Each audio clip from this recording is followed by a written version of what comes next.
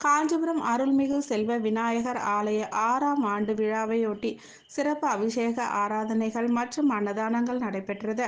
காஞ்சிபுரம் தேசிப்பாளைய தெருவில் அமர்ந்து அருள்பாலித்து வரும் அருள்மிகு செல்வ விநாயகர் ஆலயம் 6ஆம் ஆண்டு விழா விமரிசையாக நடைபெற்றது.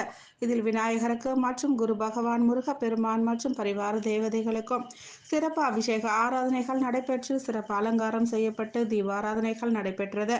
விழா ஏற்பாடுகளை அப்பகுதி வாசிகள் இணைந்து சிறப்பாக செய்திருந்தனர். கலந்து கொண்ட பக்தர்கள் அனைவருக்கும் பிரசாதங்கள் வழங்கப்பட்டது.